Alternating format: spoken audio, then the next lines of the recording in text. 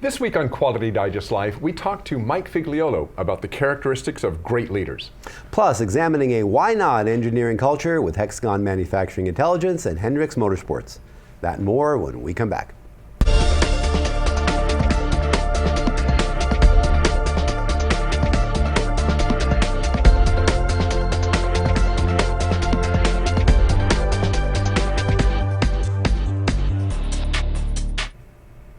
And welcome back to Quality Digest Live for August 12th, 2016. QDL is your weekly look at who and what is making the news in the world of quality. I'm Dirk Ducharme, Editor-in-Chief of Quality Digest. Yes, he is, and I'm Quality Digest publisher Mike Richmond.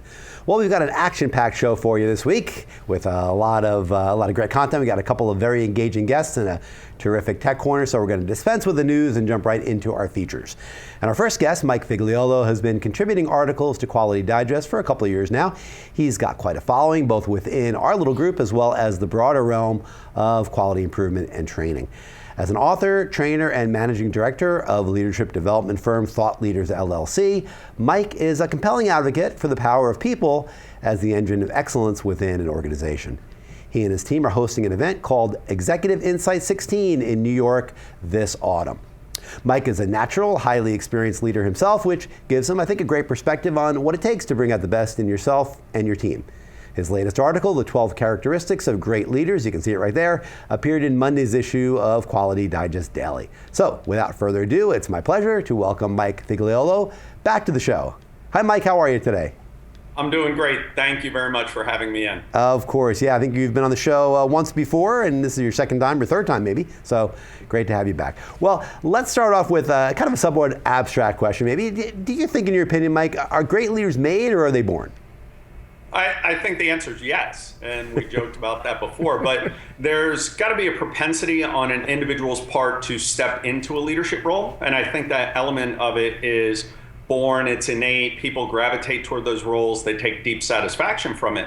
But I also believe that you can learn these skills. There are technical skills and capabilities that you can build over time to become a great leader. So it's that balance. Somebody has to want to do it, but once they do want to do it, they can pick up those skills. And as a guy who runs a training firm, I've seen thousands of people who come in to build those capabilities. And when they do, when they're serious about their own development, they can transform themselves into those great leaders. Well, let's break that down a little bit, though, because I think this is an important part of this. And you're right in your piece that most of us kind of consider ourselves good leaders, but few are truly great. But given accurate self-analysis, it's kind of a hard thing. So how do you know if you're a good leader, and how do you know how good of a leader you really are? For me, it's all about, are people willing to follow you? If you look behind you and there's a bunch of people moving in the same direction as you, you've got those leadership qualities. The way you can break that down on a day-to-day basis is look for the folks who have left a job and they go to a new role at a new company. How many people come along behind them? How many of their former team members work for them in a different situation? Another way to look at it is if you get in front of your team and say, hey, I've got a great idea, I've got a big challenge, let's go knock it down. And I don't know exactly how we're gonna get there, but you gotta trust me on this. And the team says, yeah, let's do it. We'll figure it out as we go. If they're willing to charge into that ambiguity and they're excited to do it behind you, that's a pretty good indicator that you've got the leadership skills to pull along a very capable following. So let me just jump in there for a second, Mike, because I mean, what you're saying really is it comes down to having a deep bench. So, you need to then, I guess, hire the right people to make sure that those people that you bring in are those that are going to have the mindset to want to not only just follow you, but push back on you when need be as well, sometimes, I guess. Yeah, I think the bench is important, but your job as a leader is to build that bench over time. I had a great boss at one point who told me, Mike, you want to aspire to be a net exporter of talent. And when I asked what he meant, he said, you want to bring people into your team, grow them, develop them, and then move them off of your team to their next great role and get them promoted and have them be successful in their career. And then what happens is you have to backfill for them. But you should bring in somebody who doesn't have the skills that that individual who just left had. And then you build that person up and move them on to the next role. Now that's challenging because you're creating holes in your team. But if you're a good leader, people know you have this reputation for people development, and you're going to have a steady line of people at your door wanting to fill that bench. And it's a great place to be when you build that reputation and have people coming to you because they know they can be developed there. Hey, Mike, in your article, you mentioned 12 characteristics of great leaders. So which ones of those really resonate with you personally? I guess in other words, which one or two do you consider the most important features of top leaders? I think the ones that resonate the most for me are authenticity and decisiveness. So authenticity is just being who you are and being comfortable in your own skin, whether you're at work or at play, with family, with friends, and people knowing what you say is what you mean. There's no hidden agendas. You're not putting on any airs. You're not wearing a mask day to day. And that's difficult to do because authenticity requires vulnerability. You have to expose who you really are to your people and say, look, these are my strengths, these are my weaknesses. I'm not proud of these things that I've done. I am proud of these things. And that has risk associated with it. People are going to form their own judgments of you. So authenticity is tough to do. But if you do it well and you really let people see who you are, they know who they're following. They can build that relationship of trust with you because you're telling them, I trust you not to judge me. I trust you to accept me for who I am. So that's the authenticity piece. The decisiveness piece is you've got to make the call. You will never have perfect information, and there's a certain level of risk that you're going to have to assume. And those leaders who sit there and they hem and they haw, they go back and they never make the call, they paralyze their team, they frustrate their organization, and they fail to have impact.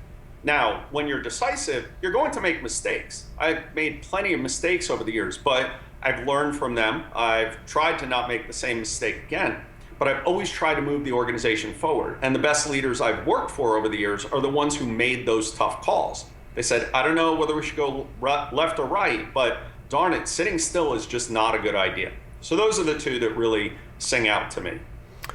You know, Mike, I mentioned in the little intro I had that you're hosting an event in a couple of months, and it deals with all these types of issues we're getting into here. I think that the audience watching here today kind of gets a good perspective on who you are and how you can address some of these issues. You're very compelling with it. So can you give us a little bit maybe of insight into the conference and what folks are going to learn when they're there? Yeah, so we're running a 2-day event in New York in November, and it's called Executive Insight 16. It's 2 days of content. So I hate conferences where you go and there's a ton of vendors and they're assaulting you with their business cards. And you also have content, but it's really a sponsored presentation. We've decided it's 2 days of pure content. We're bringing a bunch of executives together. The presentations are all by myself and members of my team. And we just want people to learn and walk away from this and say, I'm a better leader, I'm more capable because of the tools and techniques that I learned. So, you know, we're going to cover things like authenticity and decisiveness and a lot of the other topics that I covered in that article.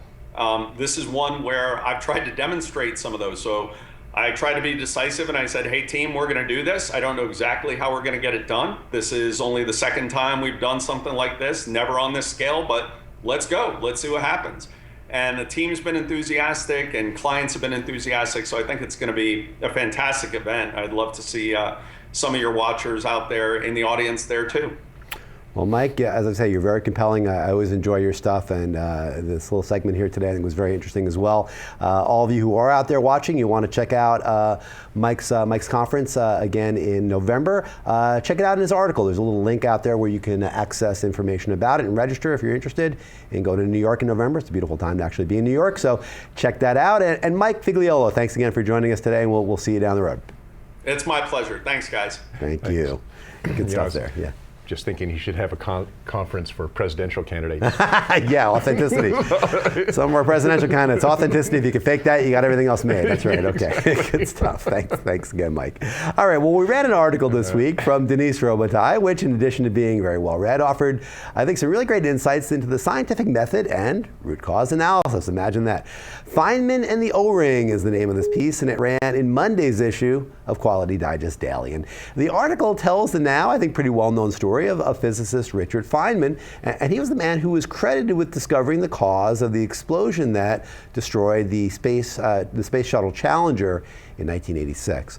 Robitaille shows Feynman's dogged investigation not just to discover the physical cause of the issue, which was monumental, of course, right there, but also to understand the tangled web of interactions between NASA and NASA's contractors that allowed the problem to go undiscovered beforehand.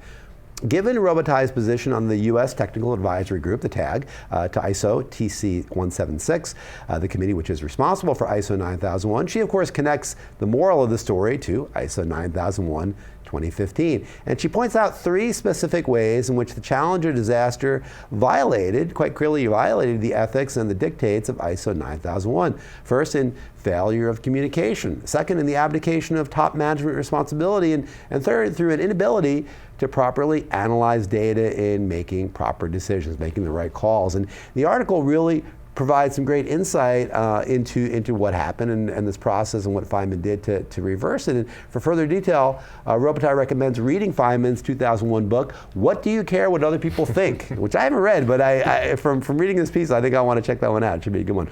Well, the Challenger exploded in 1986, and of course, the first iteration of ISO 9001 didn't appear until 1987. Right. I think a year later. But the point is that Robitaille is making is that projects involving big stakes, like human lives in this case, require some sort of systems-based approach to make certain that issues are surfaced and that they're understood and that they're solved.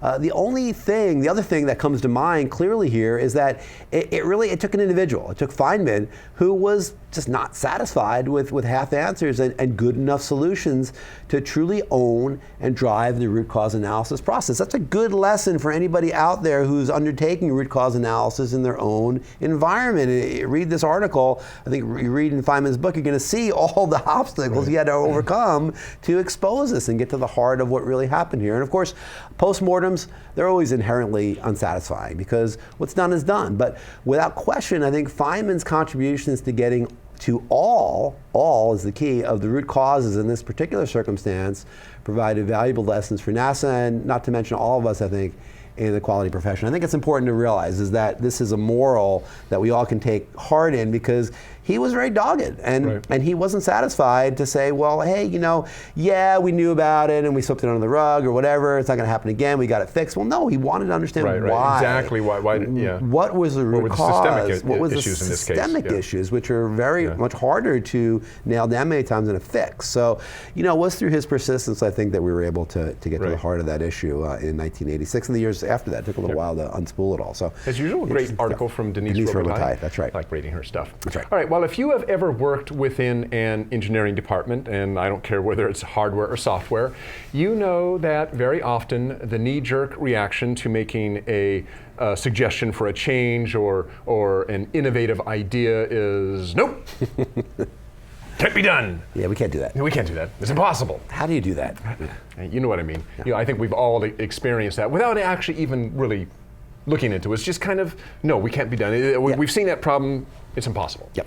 Well, that kind of attitude, unfortunately, can hold a company back. Better would be an attitude of, why not?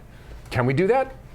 Why not? Why not? And I mean, if you have the right data, the kind of data that helps you understand your process, it can be more advantageous to a company to have a why not rather than a we can't culture. And in some industries, that can make a world of difference. In the article this week by Eugene Daniell, Becoming a Why Not Engineering Culture, Daniell describes how Hendrick Motorsports uses manufacturing intelligence tools to create a why not attitude that drives winning innovation. Hendrick, by the way, if you guys don't recognize the name, is a NASCAR auto racing team. Think Dale Earnhardt Jr., if that rings a name. So with us today via Skype is Eugene Daniell, Romer Absolute Arms Product Manager at Hexagon Manufacturing Intelligence. Hi, Daniel. Thanks for joining us. Oh, hi, Gene. I'm sorry. I called you by your last name. Hi, Gene. Thanks for joining us.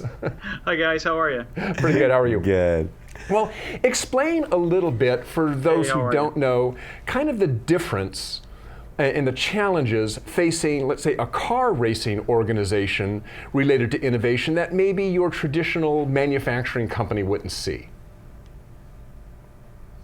Sure, Dirk. There's two main differences you're going to see with a car racing organization that you won't see in a traditional organization. The first one is that your performance is going to be plastered all over TV. Everybody's going to know it. They're going to talk to you about it in the grocery store, at church, in the gym. There's no hiding it. Everybody's going to know how you did. And they're going to give you a lot of feedback very quickly. The second key part is that you're going to learn something new at every race.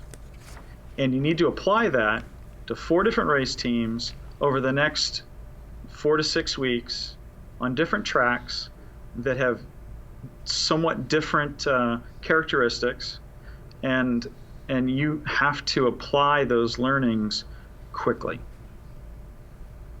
So, Gene, maybe you can flesh this out a little bit for us, a little further, maybe. So, in your article, what do you mean by a why not engineering culture? Dirk kind of touched on it a little bit, but what does that mean to you? Sure, Mike. So, in any of the engineering responsibilities I've had in my career, we would look at ideas for improvements. We would test. We would look at it again. We would ask questions like, are we sure we can do this? Does it really make sense? Are we confident that the change will work for us? In a why not culture, you flip that around and you look at your data and you look what you found and you said, can I afford not to do this? Is there a good reason why I wouldn't do it? And it speaks to our confidence level in making changes. And I think it's one of those situations that we all have to come back and look at ourselves and say, maybe we need to push harder. You know, the more you're in an industry that has a lot of competition, where you have good competitors and they push you hard, I think you find yourself being more of a why not person because you have to. Gene, in my intro, I mentioned that part of what helps you be a why not organization is having data, to support your having data to support your, hey, why not? Maybe we can do that. So Hexagon obviously is a partner with Hendrick Motorsports. So how does the type of metrology equipment, measurement equipment that Hendrick uses, or anyone uses for that matter, support a why not culture? Sure, Dirk. So if you think about the time frame that these folks are working under to consistently innovate and change and manufacture with limited schedules, I mean, the race goes off at 2 o'clock on Sunday. There's no delaying it. It's going to happen. So what we give them is the speed and confidence with their metrology tools so that they know what they built, they know what they raced the week before. They can run those through their computer software to get predictability. So when they make a change, they also know exactly what that change was. And so the day they get to the track, and maybe it's sunny, or maybe it's shady, or it's a little cooler, they've done all the work, which gives them predictability. And without having confidence in your metrology, you're not going to get that. So I guess what I hear you saying then is part of the why not equation is having data that helps support your decisions, but also on the back end, knowing that once you've made a decision, you can some way verify it through, in the case of metrology, that you can somehow go back and take measurements and verify that the experiment, let's call it that you've just tried really did pan out the way you expected. I mean, you're not just taking a shot in the dark. You really can do some setup at the beginning and some measurement at the end to kind of verify whether this why not made sense. Absolutely, Dirk. I think, unfortunately, most of us in engineering roles have had that situation where you did a bunch of experimentation using data and equipment set up in a particular way that you thought what you had is what you were using, to then get your data, analyze it, find out that it wasn't what you expected, only to find out later that your initial setup wasn't what you thought it was, which makes all of your assumptions and further engineering modifications maybe not that useful, and maybe it was a waste of time. And engineering time is expensive. Your lost time to market is expensive. You really want to make sure that you're confident in what you're doing. Okay. Well, Eugene Daniell, thanks for joining us today to talk to us a little bit about. Hey, by the way, have you ever visited with the folks with just? I'm kind of a NASCAR Hendricks fan. You Motorsport, ever meet the folks at Hendricks yourself? Oh, absolutely. It was one of the most fun experiences I had. I grew up in New Hampshire and worked at a speedway for a couple of years in college, and I'd seen NASCAR, and it was exciting to go down and actually see where they make it all happen. Yeah, that must be. I was going to say it must be. I saw pictures of their campus. That must be just a crazy place to visit. Oh, absolutely. All right. Well, Gene, thanks for joining us today. Thank you very much, gentlemen. All right. And we have there is a webinar coming up next week that, appropriately enough, is called Why Not Become a Why Not Engineering Culture. It's a webinar with Hexagon Manufacturing Intelligence and Hendricks Motorsport. It's going to be presented by Brandon Evans of Hendrick Motorsports. Brandon is an engineer at Hendrick. And also Scott Grumble from Hexagon Manufacturing Intelligence. And that webinar is next Tuesday, August 16th at 2 p.m. Eastern, 11 a.m. Pacific. If you want a little shot of NASCAR. That's right. And kind of what's going on behind the scenes and creating a why not culture, be sure to sign up for that webinar. That's right, yes, and keep an eye on your email, because we'll be reminding you about that early next week as well. All right, well, we're going to close the show now with an interesting Tech Corner, our last segment of the week. Good Tech Corner for you this time. This is going to be Dirk going to show you the Wave 2 wireless bore gauge and the Merlin Plus SPC equipment from Marposs. So Dirk, take it away. Yeah, thanks, Mike. Yeah, well, as Mike said, we're going to look at a wireless gauging system today. It's going to involve the iWave 2 wireless bore gauge from Marposs, and also the Merlin Plus computer, which is an industrial computer. And these work as a wireless system over smart Bluetooth to enable wireless communication. Now, we'll talk about the handle first. This is an IP67 rated handle, which means that if you go out onto the shop floor, you don't have to worry about any oil or water contaminants getting inside the handle and mucking up the electronics. And in order to do that, Marposs has done a couple of interesting things with this handle. If we go over to the gauge cam here for a second, take a look at this. If we look at the gauge cam, there we go. Okay, couple things make this IP67. One is the switches. The switches are magnetic switches, meaning there is no contact, no physical contact from the outside of the handle to the guts on the inside. It's a magnetic switch, so it just simply works through the plastic of the housing. Furthermore, the battery for the wireless device is completely sealed within the body of the handle, and it is inductively charged, which means there is no need to have a plug, a jack on the back to plug a charger in or something like that. You would simply put this in the charging cradle. The charging cradle, by the way, is also storage for your unit, and a full charge gives you 42 hours of operation. Let's look at a couple of ergonomic things on this as well. Two switches. The switches operate exactly the same, but there's one at the top, one at the bottom, which means that no matter how I hold the handle, I've got easy access to the switch. Also, the display is like your smartphone display. It is always right reading. So no matter how I tilt the handle, the display will come up right reading. The display itself is a very bright display. Let me see if I can orient it here. Yeah, there we go, in front of the camera. A very bright 1.8 inch TFT display, a lot of information on it. You notice at the top of the display is the numerical readout.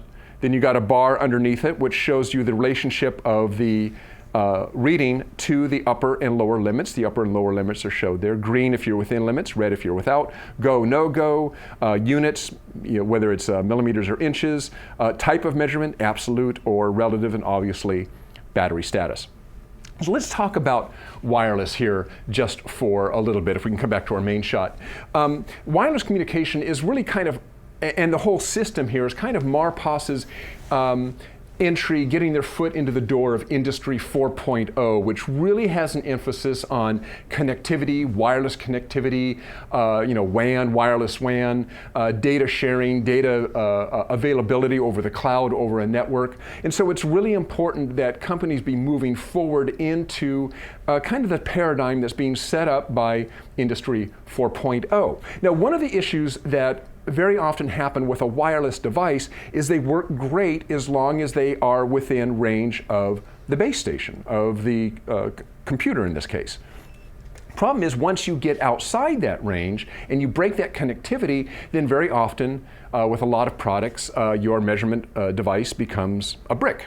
It's really useless to you. So what Marposs has done is something really clever, I think, is when you are within wireless range of the Merlin Plus and you select your parts program, your measurement program, that measurement program gets uploaded into the handle. All the specs, everything that's necessary to take a measurement is in the handle itself, which means the handle can now work standalone. I can take this out to the shop floor. Everything I need to take measurements is in the handle. I can get away from my base station. I can take measurements, and in a variety of ways. I could use it as a simple go, no-go gauge, but because all the data is also there, I can do quantitative measurements as well. The readout is there. The bar is on there telling me how close I am to my upper and lower limits. So even though I'm within limits, I can tell how close I am.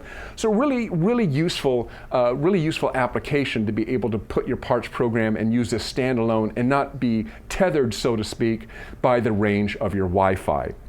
So let's take a look at how we might take measurements. So I'm going to go over to my gauge computer here, if we can do a screen share, and I'm going to load up a parts program. Now on the parts program screen that we see here, there are dozens of parts programs on here. Just a word about parts programs. Right now we're looking at a single gauge. A parts program can look at dozens and dozens of gauges and step the operator through telling them which gauge to use, what measurement to take. Parts programs can be very complex. We're not limited just to one gauge. We can have dozens of wireless gauges out there, but we're going to use a simple parts program. I'm going to go down there and select it. This parts program looks at just one gauge, the one I have here. I'm going to go into measure mode. Now, the default measure mode is kind of this horizontal layout here. I'm going to be taking 4 measurements. You can see 1, 2, 3, 4 going down the left-hand side of the screen, and normally the reading would show up to the right, but I actually prefer this measurement mode better. It's called a synaptic measurement mode, and think of it as guiding the operator through the measurement. So what you have on the screen is a picture of the part that we're going to measure, and it highlights the first measurement I'm going to take, and it steps me through the measurement process. So we're going to do that. I'm going to go ahead and pretend I'm measuring the first bore. So I'm going to click my measurement button once. That tells me I'm ready to take a measurement, and then I'll press it a second time. The measurement is taken, and notice now that it steps me through to the next bore. I'll take that measurement. I'll take the third measurement, and then I'll measure the final bore. Notice when it's done, it tells the operator the piece is good, and it now positions them back to start measuring the next part. Now you may have noticed I was clicking twice to take a measurement. The handle can be configured to press a button just once. I'm doing it this way just because it's a little bit easier for me. So going back to our screen here again, I'm going to take the measurement again, but this time I'm going to fail it. So we're going to take a first measurement, and that one's good. We're going to take a second measurement. We'll make that one fail. We'll take a third measurement. That passes. Fourth measurement, 4-cylinder. That piece fails. Now notice it comes up and it tells the operator to scrap the part. So with a very visual representation, the operator is stepped through what measurements to take, where to take them, and then the disposition of the part once they're done. Okay, let's take a look now at some of the data that we can look at with the Merlin Plus. So I'm going to show you a couple of analytics that are built into the software. I'm just going to show you a couple. Actually, the Merlin Plus software has several different types of SPC charts and analytics charts that you can bring up and use. Well, I'll just show you a couple ones just to give you a flavor for it. This obviously is a histogram. If we look in the upper right corner of the screen, we see that so far I have measured 47 parts. So this histogram represents the data distribution of the measurements on those 47 parts. I can now go to a simple SPC chart, which is a single value chart, and again it shows me an SPC chart of all the data that I've collected so far, and then I can come back to my basic measurement screen there if I want. Okay, coming back to our main shot here.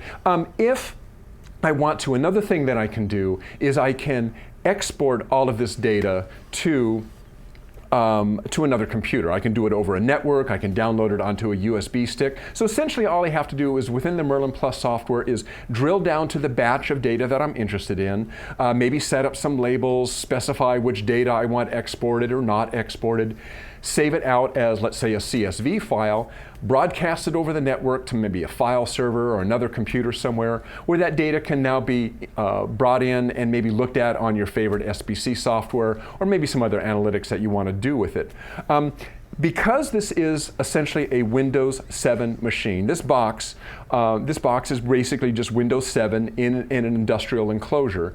It has all the applications and performance things that you would expect from Windows 7, including, let's say, the ability to automatically send out over the network all the data collected from a part or all the data collected from a batch. So at the end of a batch of measurements, that data could be automatically transmitted out over the internet, into the cloud, onto a local computer, whatever's necessary. So very useful capabilities by having, rather than bespoke software, you're actually running this on a Windows 7 operating system. So everything you can do on there that you would expect. Let's come back to the gauge cam here for a second. I want to show one last thing. Actually, I want to show a couple things. One thing I didn't do at the beginning of my measurement is actually zero the gauge, and I do want to show that not only that is something you need to do, but it's very easy to do. Typically, before you took a measurement, you would put your gauge into your master and simply zero it, and it takes a couple seconds, and it's zeroed. So I just wanted to be sure that you saw that. That's something you would always want to do once you're changing the nose piece. So these nose pieces simply unscrew. This obviously is a bore gauge, comes in a variety of sizes, but you can also have plug gauges, depth gauges, taper, cylindricity, ovality. There's a wide variety of nose pieces that go into iWave 2. And as you can see, they simply screw in. Then you would snug them up with a little wrench. You're good to go. You would master them, and you would be off and ready to go. So that is the iWave 2 from Marposs, coupled with the Merlin Plus SBC gauging computer. If you want more information on either of these products, there's a link underneath the player page. If you click on that, that'll take you out to the Marposs site, and you can read up more on the iWave 2. So thanks again to the folks at Marposs for sending the system along to us. Well, thank you, Dirk. All right, and as Dirk mentions, that is the iWave 2 wireless bore gauge and the Merlin Plus SBC gauging computer. Both of those are from Marposs. And thanks, Dirk, for showing it to us. Dirk, you always do such a nice job with those tech corners. I must say, I don't know how you do it. Nice. You have a gift. You have a gift. You're special. Special Dirk. That's what they call me. It's an amazing thing. Well, thank you again to the folks from Marposs for sending that on to us. Thank you also to Mike Figliuolo for joining us, and of course, be sure to check out his event in Executive Insight, I believe it is 16, coming up here in New York City in November. And thanks to Eugene Daniell and the folks at Hexagon. Don't forget. There is a webinar. That's right, webinar. Easy for me to say. Become a why not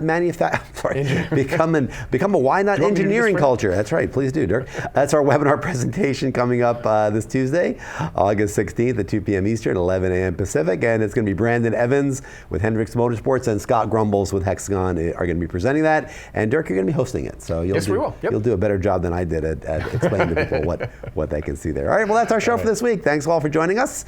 Thank you, Dirk, for another great Tech Corner, as always. Yep. And we'll see you all again next week. Have a great weekend. That's all. Bye.